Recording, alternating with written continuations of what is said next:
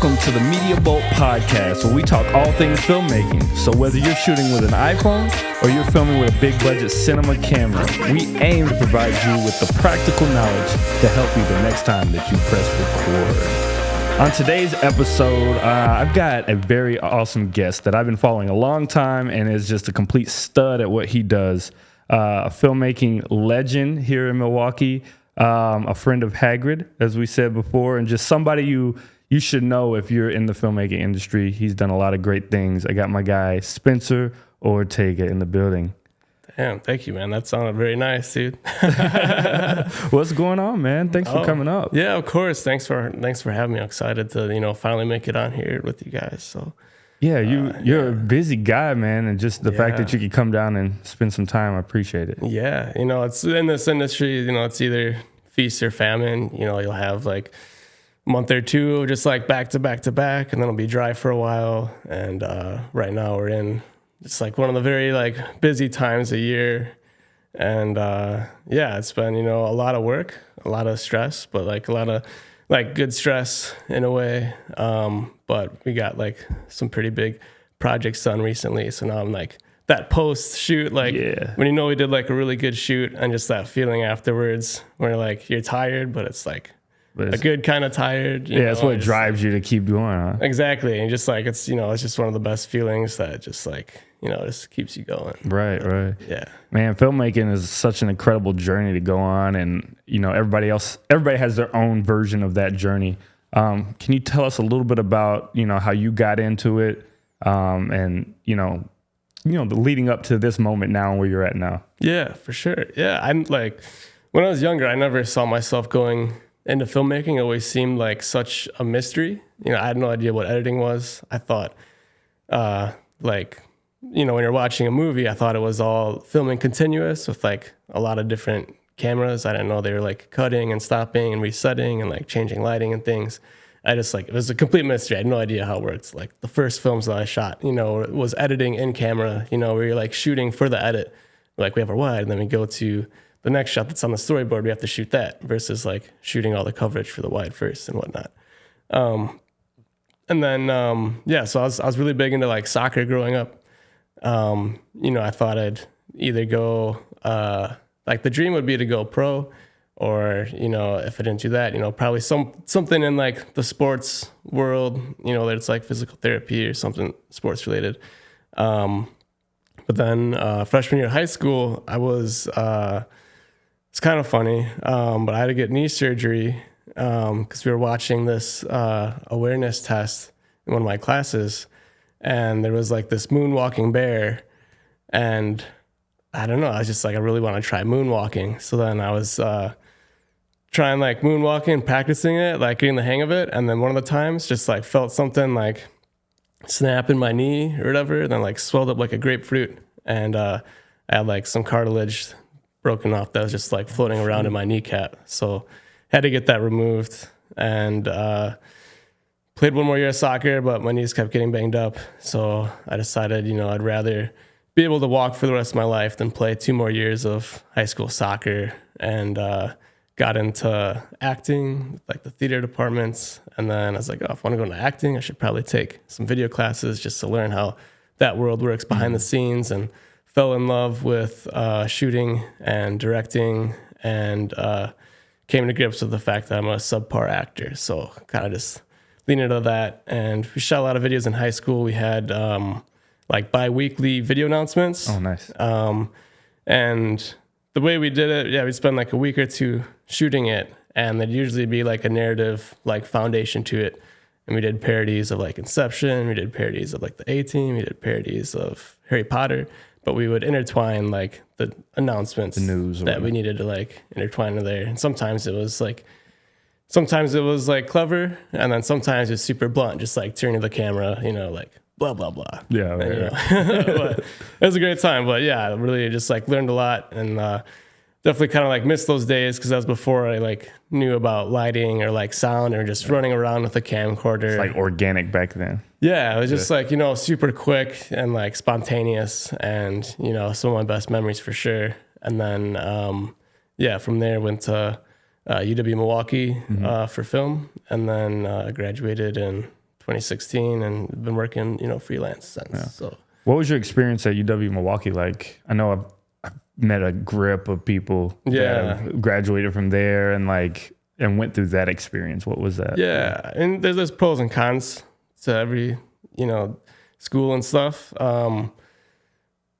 Milwaukee, it's got a reputation for, it's got a very, very good experimental program. There's a lot of really good experimental filmmakers that come out of there and have, won, a bunch of festivals like Ann Arbor, which is like the Sundance of independent film stuff. But the experimental stuff could kind of turn a lot of people away, or they transferred schools because some of the videos were trying to think of the some of the videos, they weren't the most exciting thing to watch, but definitely throughout the classes kind of grew an appreciation for them once you learn the backstory behind it. One of the films we watched I think it was called Fog Rising, and it was literally 15 minutes black and white film projection of fog rising. Oh, wow. Which in today's day and age, when you got all these Marvel movies and all this exciting stuff, that doesn't... It's hard to keep the attention of the... Yeah, it doesn't sound very exciting, but when you think the backstory and the explanation behind it, that was when film was very new, and just the ability to be able to capture a moment in time and watch it back. Yeah. To be able to capture, the fog rising and be able to watch it back, whenever you wanted, you have that moment frozen in time, that was a pretty big deal at the time, And so when I was going through some of the more experimental classes and stuff, sometimes they were hard to sit through and oftentimes I fell asleep. But I've been there. Yeah, but I definitely grew, an appreciation for it. And I feel some of the experimental stuff, they help you think more outside of the box. A lot of the technical stuff, you can learn, you can learn a lot of it online. You can learn so much of it, just getting on set, working with professionals. So looking back, I think it was, it's probably a good thing that in those classes we were exposing ourselves to work and to ideas that we wouldn't really have otherwise. Gotcha. And the other thing with UW Milwaukee is the gear isn't state of the art. Some of the film schools that you would go to, they've got the latest and greatest, really expensive cameras and really expensive lighting. Whereas UWM gear was pretty bare bones. But when you think about it, though, some of these other schools, you're paying, 30 to 60 grand a semester to go to school. Whereas Milwaukee, with housing and tuition, might have been, around 9,000 a semester. And then, so that's significantly less debt when you graduate. Yeah. And that gives you a lot more options to, what you can do after you graduate. You got a little more freedom. If you come out buried in debt, you kind of have to take every single job that comes your way. Right. Whereas the less that you've got a little more flexibility. Right. You can be a little more choosy. You can do a little more creative projects. That makes sense. And then kind of what I did through school was kind of invested in my own gear and stuff. So it's kind of the money that I saved from not going to, these really expensive schools. I was able to invest in myself and, lighting and lenses and camera and stuff, because some of the gear in the equipment room was kind of, janky and it's hit or miss whether it's going to work or not. Right. So I just want to make sure I had stuff that consistently worked. So it got some cheap LED lights, got some tungsten Fresnels on eBay. Yeah. And yeah, kind of lost my chain of thought there. Oh, you're good though. Yeah. And so after leaving, film school, what were your first steps into the industry like? It's really important to have connections and get in. So how did you kind of get in and start getting paid gigs and be a full-time filmmaker? Yeah. So,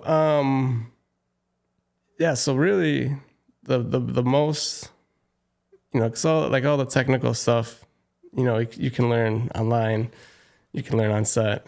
The biggest advantage of film school is connections. So like a lot of the people that I work with in school, I work with now like professionally. When I was a freshman, I tried to get on as many sets as I could when like the seniors were shooting like their senior theses and stuff, on the weekends. Like instead of going to, like, I didn't really go to any parties at all or anything. I was always trying to get on set as much as I could, and made a lot of connections, with some like the upperclassmen and stuff. And then after they graduated and like they got like connected in the industry and they were working on a lot of projects, and then when they were looking for help, they remembered, oh yeah, this Spencer guy was pretty good at like gripping and stuff, we'll bring him on. And then so that's kind of how I got into that. Yeah. And then essentially like each job is your application for the next job, because there'll be other people on that set that have their own things going on. And, they see that if you're doing a good job, in gripping electric or AC or whatever you're doing, they're going to remember that when they need extra help. They'll still have like your contact info from the call sheet and stuff, and they'll reach out. Yeah,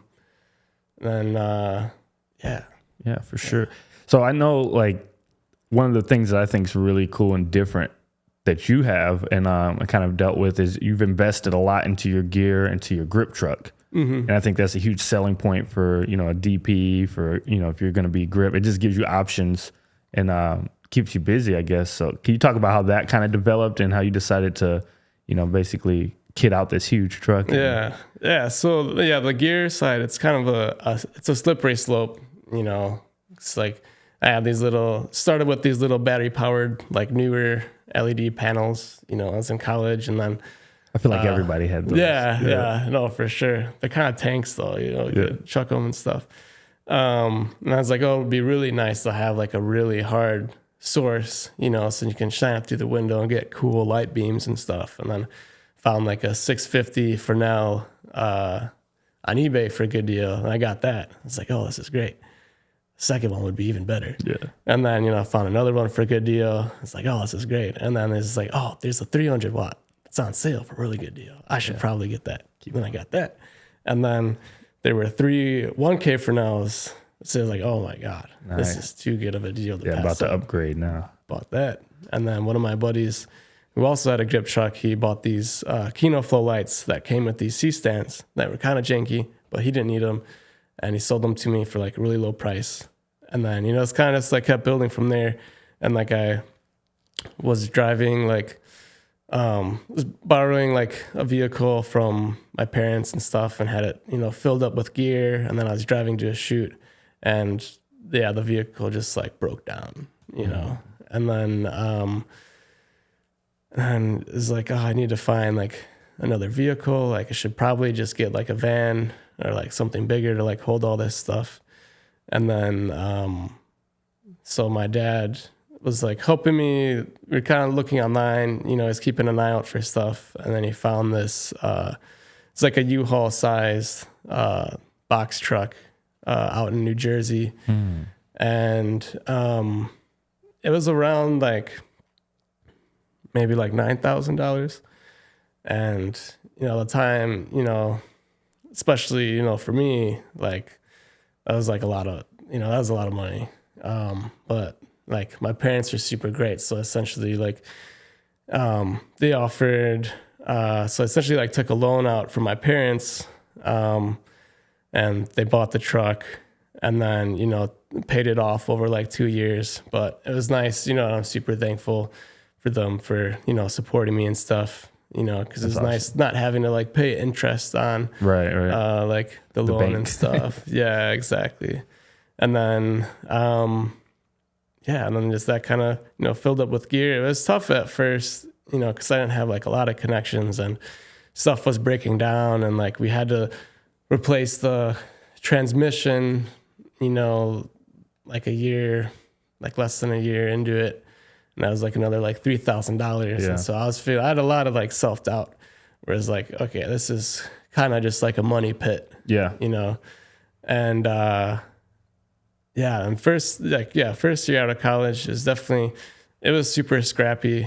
Not gonna lie, when we were short on toilet paper, but we lived right next to UW Milwaukee. So sometimes I would just walk to campus and shit there. And it wasn't that much. It was just like a few times, we were just like short. But that reminds me of when I was playing ball, we would take toilet paper from the clubhouse back to the house. So so we were good. It's like, hey, they got, why pay all that tuition, right? Exactly. That's funny, man. So we talked a little bit about your journey. I kind of want to get into the nuances of filmmaking and talk a little bit about and pick your brain about some of these things. So one of the first things I thought was pretty cool is you build your own lights. You craft. You are like kind of like a MacGyver on set. You do a lot of different things that most people just buy their aperture lights and set them up, but you go the extra mile and learn how to solder and do all these things. Can you talk about that briefly and just like why you decided to be that way? Yeah, for sure. So kind of trying to think of where to start.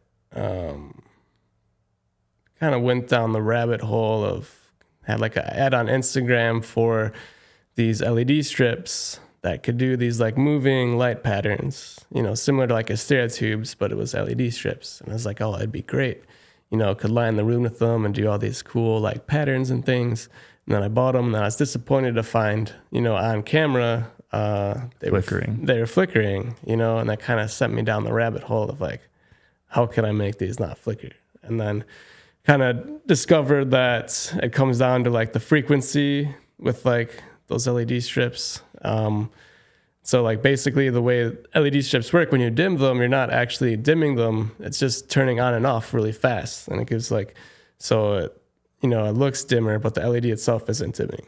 And so basically the higher that flicker rate is, like you're not going to get any flicker. With a lot of the store brand LEDs, they've got low frequency rates. So like those are going to flicker on camera, like when you dim them. So that's something down the rabbit hole, trying to find, the right controller that had like a super high frequency rate, so I could still like dim the LEDs and like use them on camera and stuff. And then I got that, and then someone else put me on to like Luminaire, which is like an app to control stuff wirelessly over like DMX, over ArtNet and Wi-Fi. I could try not to nerd out too much. You could talk all for the days. specifics. I could.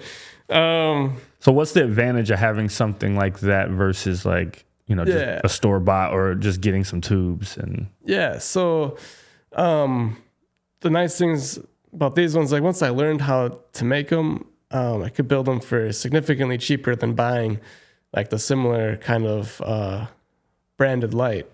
And, so I could make a lot of them, and it gives you a lot of flexibility, especially, if you need to move quick on set, you can, light for 360 in a way. So you're lighting, for this corner of the room, you're lighting for this corner of the room, this area, this and this area. And, rarely like you won't have all those lights on at the same time because it'll just look too flat. So a lot of times you might have 12 lights set up, but only like 3 or 4 of them will be on based on the direction that you're facing.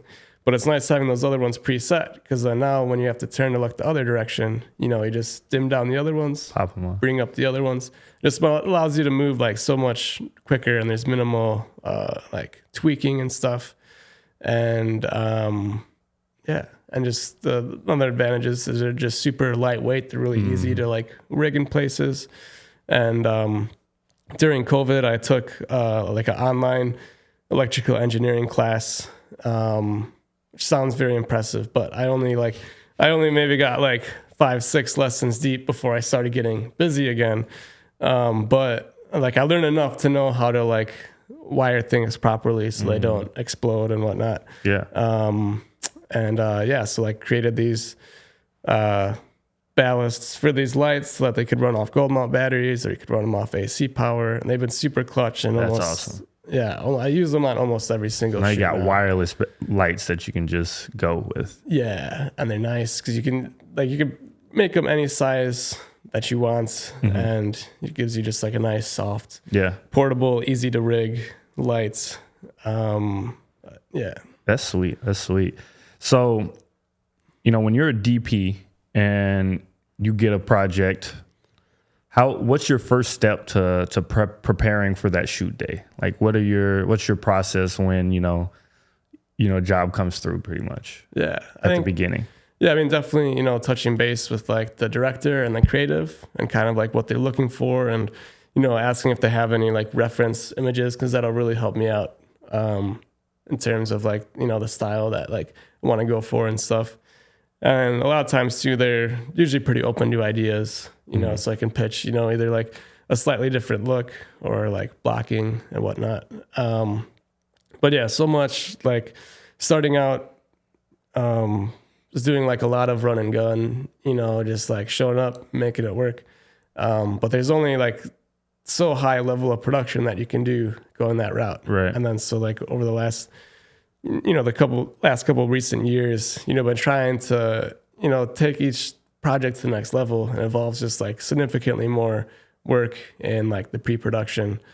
And so just really like location scouting is huge. Like, pictures help and everything, but the location often like looks different, spatially in person, than it does on camera. It's like on the camera, especially if they had a wide angle lens, it could look like you have a lot of space, or it could look like you don't have a lot of space. Right.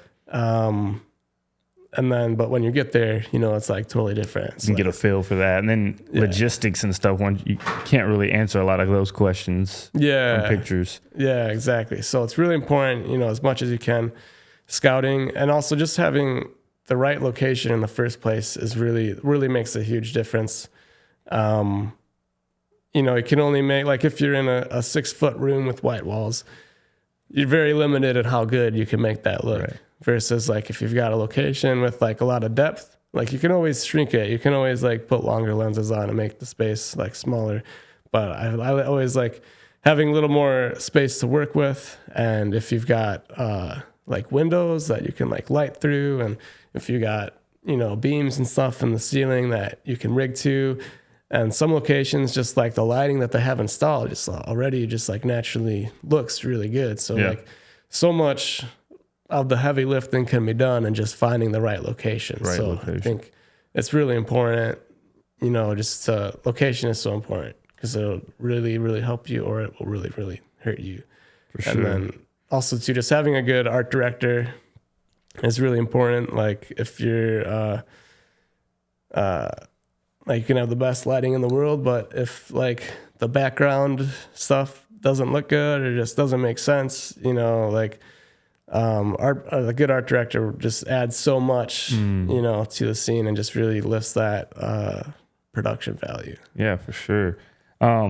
So when you're getting closer to production, and you're starting to select your grip team, your gaffers, your camera team, what is some ways that you kind of get everybody on the same page and start down that process? Because for people that don't know, this DP is pretty much, making the calls for all those departments, right? Mm-hmm. And that's coming down from the director. But in a way, you're kind of the head of those kind of departments. So how do you get everybody on the same page? Yeah. So, sometimes like depending on the shoot, if it's a more complex shoot, you might have, do like a Teams meeting or Zoom meeting, and have, some pictures of like the location and some like lighting diagrams of, approximately where like the lights are going to be. How do you like to do those lighting diagrams? Yeah. Well, there's, recently, I'm trying to think, I used to use this app called Shot Designer. I'm sure a lot of people, have used. It's great for like the top downs and stuff. But recently I've really gotten into this, it's called Cinematographer, and it's pretty much a cinematography video game created by this guy, Matt Workman, who's a genius. But you can essentially, you can essentially build any set, you can build any location, and you can input lighting, and you've got cameras, and then you can like click on the camera and then like see like what the camera sees and change the focal length and whatnot. So I've been getting out of that lately, especially for like the more like complicated stuff. Is it Unreal Engine 4? I think it's in 5 now. They moved it to 5. Yeah, I think it's in 5 now. Gotcha. And he just released a new version, Cinetracer 2, that's going to be a lot better. It's still like, it doesn't have as much as the original Cinetracer. Okay. But when it gets there, it's going to be just like a lot better. But if you buy the first one, you can get the second one for free. And I think it might be vice versa. But it was super handy, especially for just did this like shoot with the Bulls recently. And we, had like 6 different locations. And then I kind of recreated those locations in this software, position the lighting, block the actors, and then put together just like a little animatic, which is kind of like a pre-visualization. Just had the cameras, doing a little bit of movements and then kind of like screen recorded and then put that into like little edits and then, sent that to our lighting team and camera team just to give them a general idea and like vibe of, what we're looking for. And of course, it'll change on the day and whatnot, but it's a good, it gives you like a good foundation. Yeah, definitely. I've looked into Cinetracer a bunch, and I know there was like a time where there wasn't many updates. Mm-hmm. So I was like, I don't know if they're going to stay with it. So it's good to hear that they're continuing to update it and move forward. Yeah. I'm going to have to jump on that. Yeah, it's a lot of fun. Like it took me a little while because I haven't done a lot of like computer gaming. You can plug in a controller too and do it that way. But so it took me a little while to get used to for sure. Feeling stuff. Once you got it, it's just like a lot of fun and you just feel like very powerful because you just like create all this stuff. Make things. Nothing. Yeah. All right. So let's talk a little bit about, you've already got that selected and now it's time to like decide, okay, what kind of camera package are we going to go with? What are your thoughts on that? Is it all budget based or is it a lot more, just ease of use? Like how do you decide on, okay, this is what we're going to shoot with? For the most part, like a lot of it comes down to budget, most of the time, if you have access to like the Alexa, that's kind of like the industry standard. But they're all great. Alexa's great. The new Sony Venices are great. The Reds are great. Even the lower end budget cameras, I feel like we've come to a point where, the difference between, a $50,000 camera and a $3,000 camera is kind of negligible, especially at the end of the day when a lot of it's just ending up, on your phone. That's such a shame, right? Yeah, no, for sure. It's like if I could, if I only have a certain amount of budget,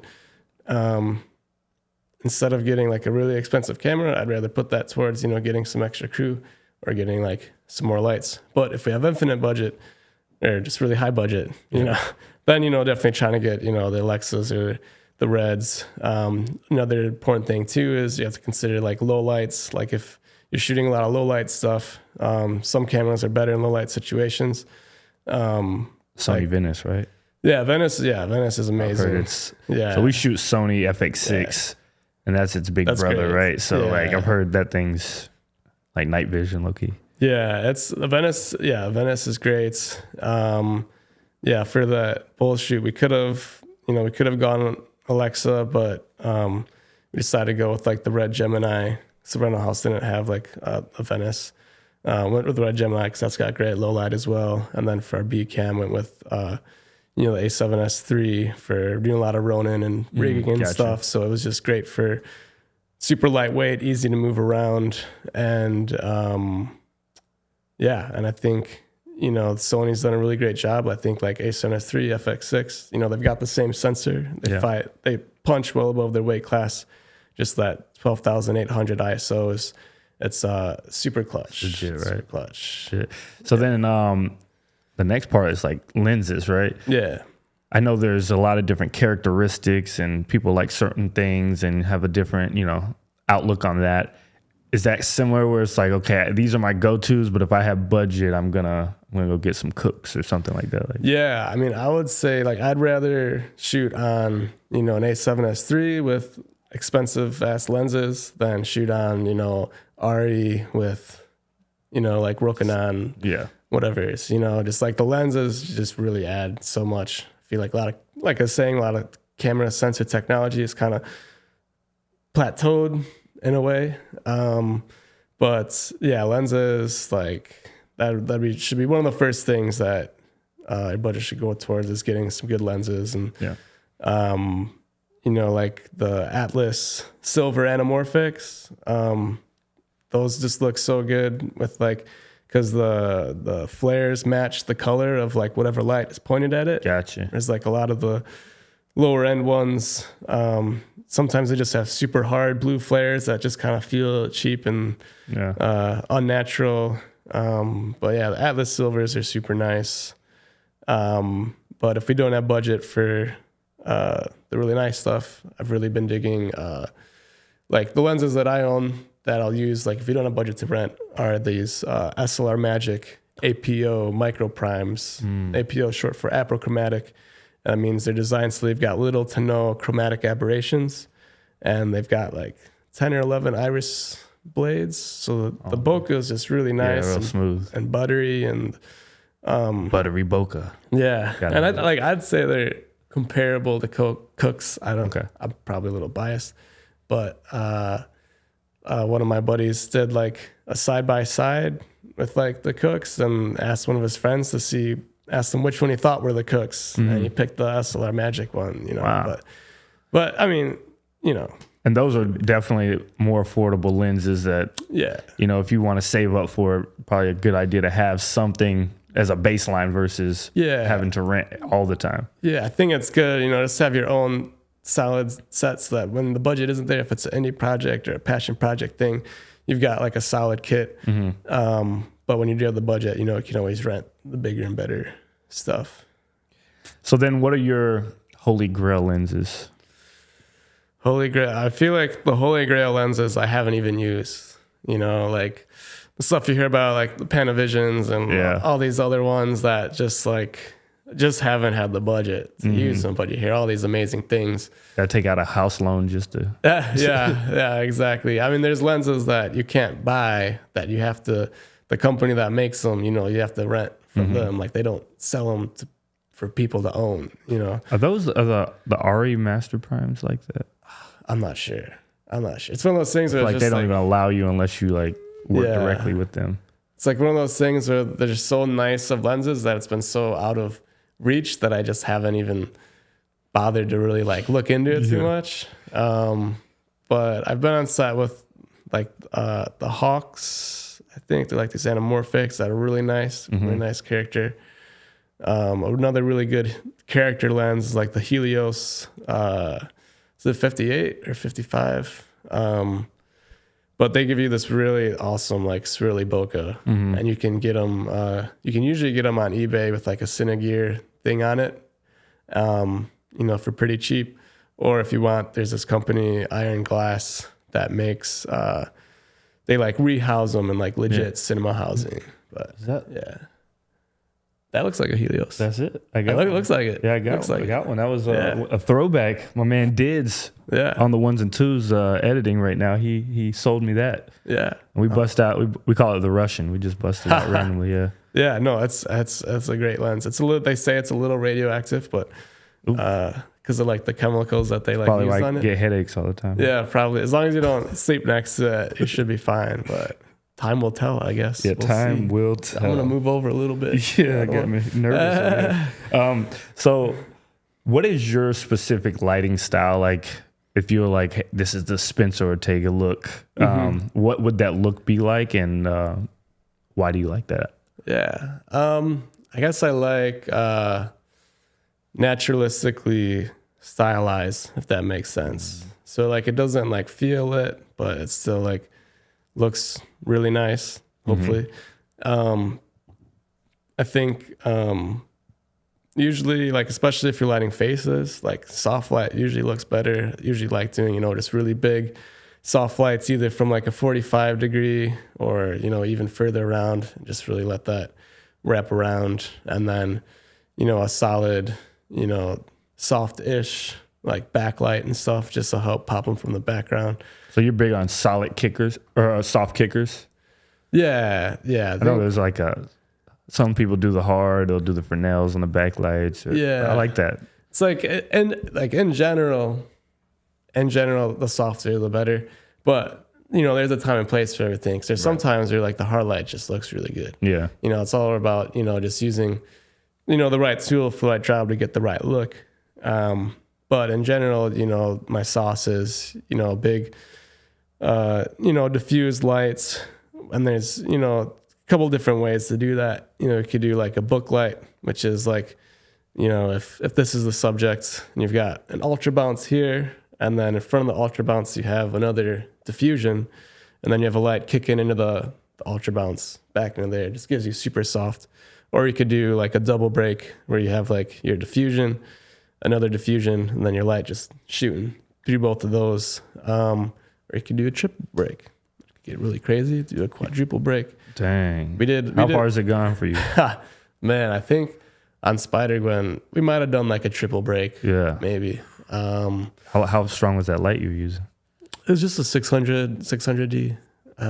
But the light was like, it was pretty close, and we were probably ISO 1600 maybe. Nice. But yeah, I mean, that usually looks good. I mean, it's all about, having the right situation. I think probably the most important thing when it comes to lighting is, because when I started out, I kind of would light the talent and then light the space, but you can kind of box yourself into a corner that way. Now I think, it's better to light the space as much as possible, so that really the only thing that you're moving around is just, the key light. So once you have your space lit and you've got like if we're in a room, we've got multiple backlights rigged up, almost like 360, kind of like how I was talking about before. So then we're shooting this way, we bring up that backlight. We've got our key here. And then, if we're shooting this way, bring that down, bring up that backlight, bring up our key over here. That's, very effective and fast way to get a good look. Yeah, so I got to be on set with Spencer and the whole gang for Spider-Gwen, and that fight scene was essentially a whole alleyway of lights and then a huge, 40-foot negative field? Yeah. I mean, it was insane. So like the whole space was set up for beautiful lighting. Yeah. And you just turn them on and off as we were different angles. Yeah. Yes. So that for that location is tricky because we're shooting in this alley. The look of the alley was great, but there were no practicals. And so like usually when you're filming a location, you've got like, some street lights here or there. You can motivate that. You can be like, okay, if we got a street light here, let's add our light, above it or close to it.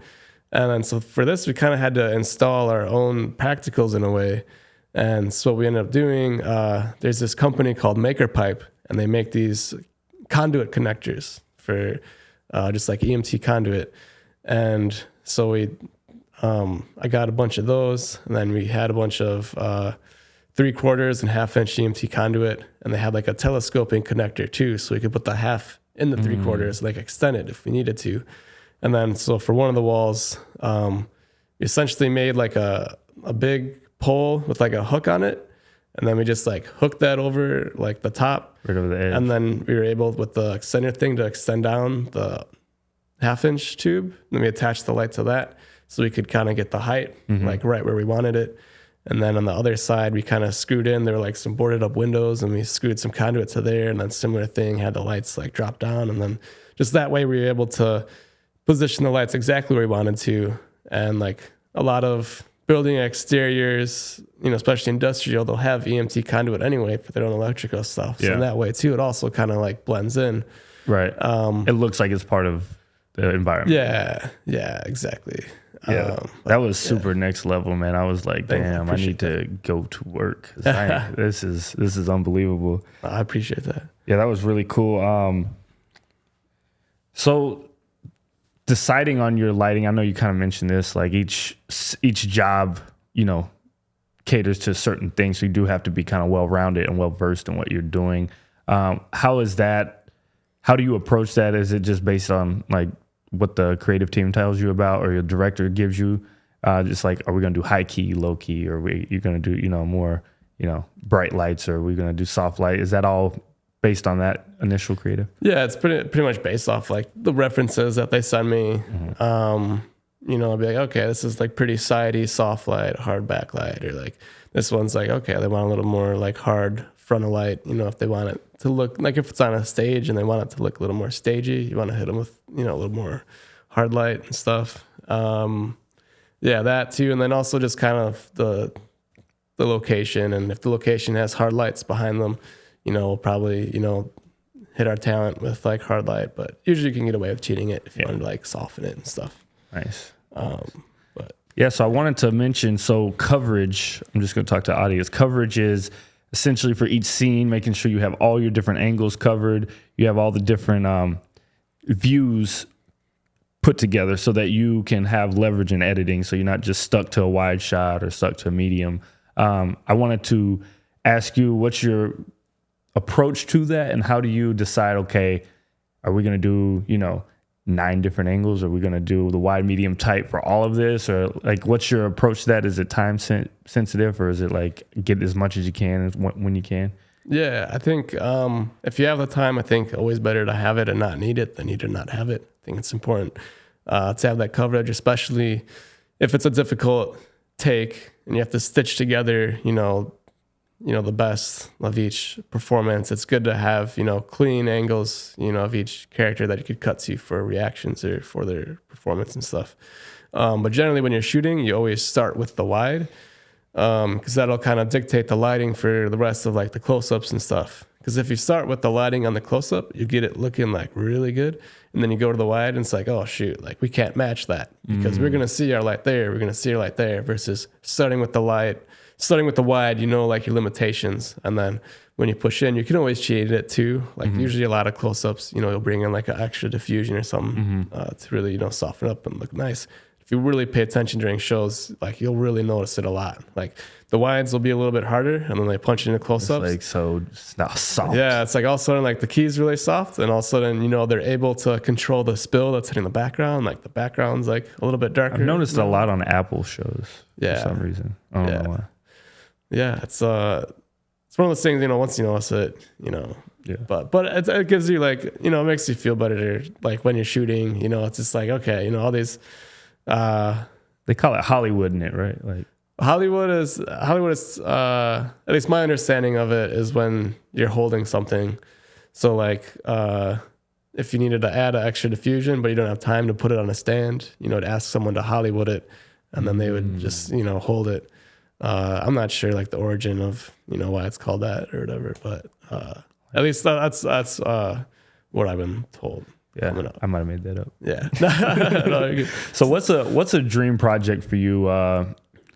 Is there something that really like you hope to get to one day, or a level, or like just have something play on a certain place? Or yeah, I mean, I love anything that calls for fun lighting and fun, camera movement and cinematography. And Spider-Gwen checked a lot of those boxes, and that way we had a lot of really sick lighting and cool camera moves and stuff. So I think like more of that, I love, a lot of superhero stuff calls for stylistic lighting. So I really love doing those projects. So yeah, dream projects. Probably just more, I think I really want to experiment more with camera moves. I feel like, that's something that I've always been focused on lighting so much throughout my career and whatnot. I really want to take some time to think about doing some really elaborate camera moves, whether it's, the drone to someone grabbing it, then it's like handheld, and then it's droning again. That'd be really cool. That'd be big time. Yeah. That'd be big time. Yeah. So what does your future look like in filmmaking? Where do you see yourself going with this? Yeah. I'm trying to think. It's tough. This idea, I really love like living in Milwaukee, and like I'd like to, have Milwaukee be like my permanent like base camp, and then, travel elsewhere and stuff. But I just have this feeling that, I might have to go to like Chicago or to LA or something to keep like growing and, keep landing, bigger projects and whatnot. But yeah, I think, the dream would be, live in Milwaukee, and then just go out to LA, New York every now and then. But yeah, I mean, it'd be great. I think the dream would be to bring, the bigger stuff here, but it's tricky, just because Milwaukee is such like a small market. We've got a lot of great talent that like comes through Milwaukee, but there's just not enough work to like support everyone. So a lot of people, either move to LA or Chicago. But in order to get more work here, we need more talented people. So, it's like, it's a double-edged sword almost. Yeah, exactly. It's like, it's in order to sustain that workforce, we need more work. But in order to get more work, we need the bigger workforce. But yeah. For sure. Man, I've really just enjoyed this conversation. You dove in deep on some things, and I think the audience has probably like learned a lot of different things that they can look up. And I just appreciate you, number one, taking your time to come down here, because I admire your work, admire your things, and I told you that earlier, but I just want to tell you on camera too, like you're a goat at this thing, man. And it's just cool to just sit down and chat with you, man. Thanks, dude. Likewise, man. I love your guys' work as well, and it's great to do this. I feel like there's so much more I could have talked about. So if anyone ever has any questions, they can hit me up, on Instagram or whatever. You never know. Maybe we can do a follow-up, man. For sure. Yeah. So no matter where you are watching or listening to this podcast, just give us a like, subscribe, download, whatever it is you got to do on that platform to help us continue to push this content out. But we just thank you so much for tuning in, and we'll see you next time. Peace.